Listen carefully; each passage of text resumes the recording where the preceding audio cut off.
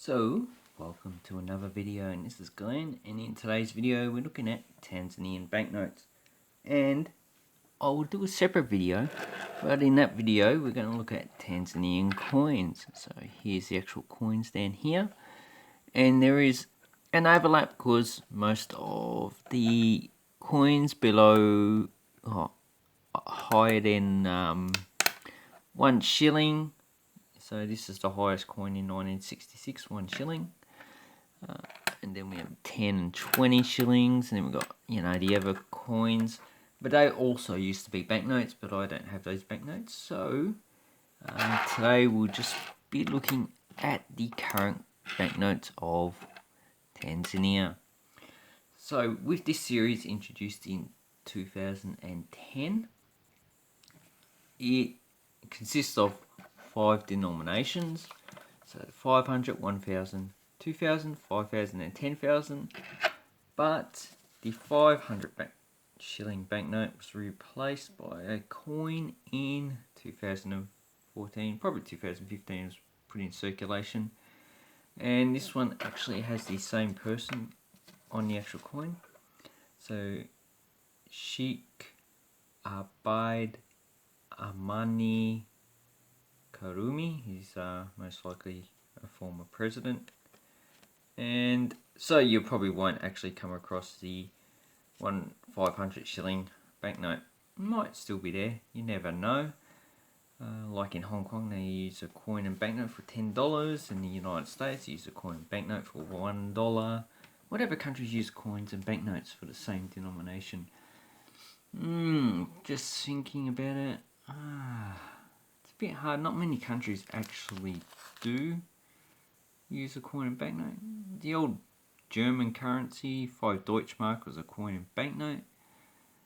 And so that's currently, those are the 2 places, was a Hong Kong, United States I can think of.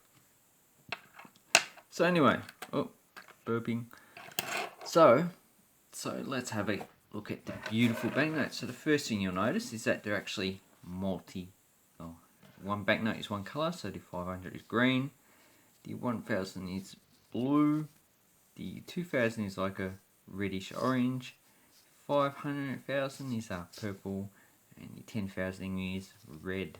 So that's actually good for those who are illiterate and have trouble actually seeing what denomination is what.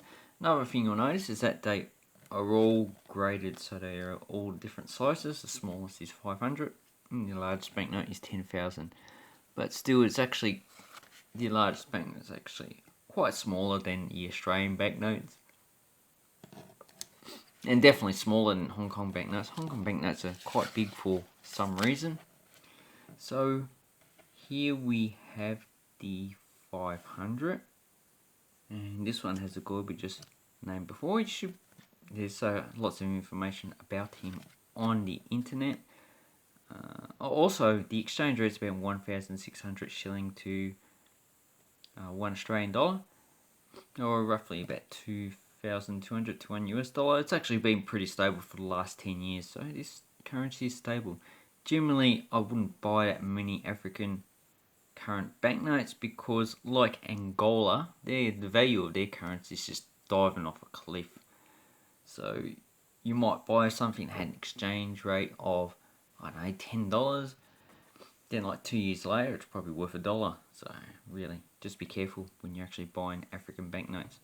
That's what this one's quite stable at the moment. I reckon it'll probably be devalued in the future, but I think I paid probably 10% over exchange rate.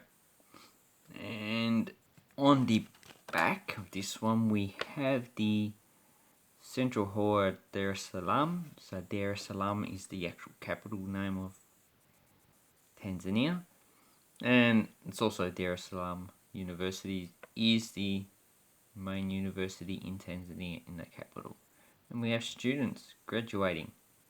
Yay! So this one, probably paying $1 or $2. Probably. I usually undervalue my stuff, so probably about $3 or $4. Then we have the lowest banknote you'll probably see in circulation, the 1,000 shilling. And as you can see, it has a foil strip wool security feature with a giraffe on it and the 1,000. And this guy here is President Julius Gumardee.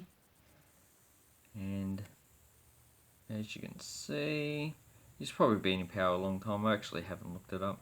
Oh, another thing you'll notice, all this is in Swahili. And on the back, we have English. So they're the two working languages of Tanzania. As you can see, there is a giraffe there. And this side has a coffee plant and state house or Ikulu building.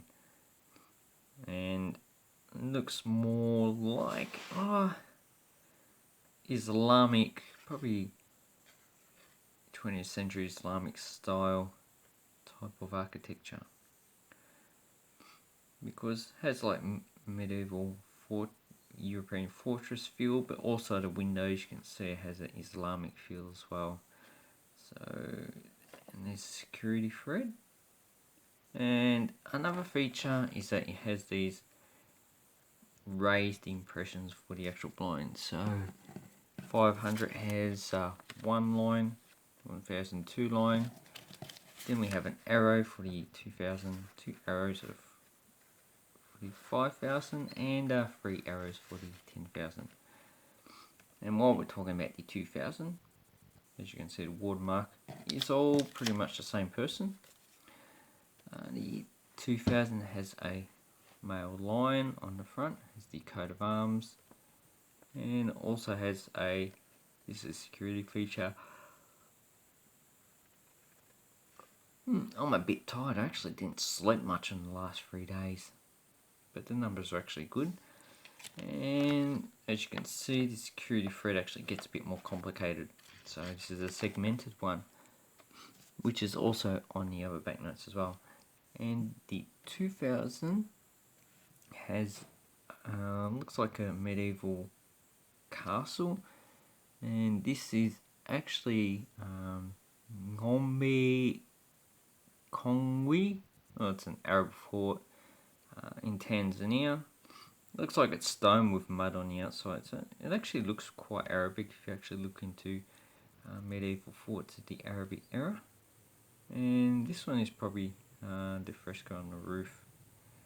Looks quite nice actually, and it has palm trees.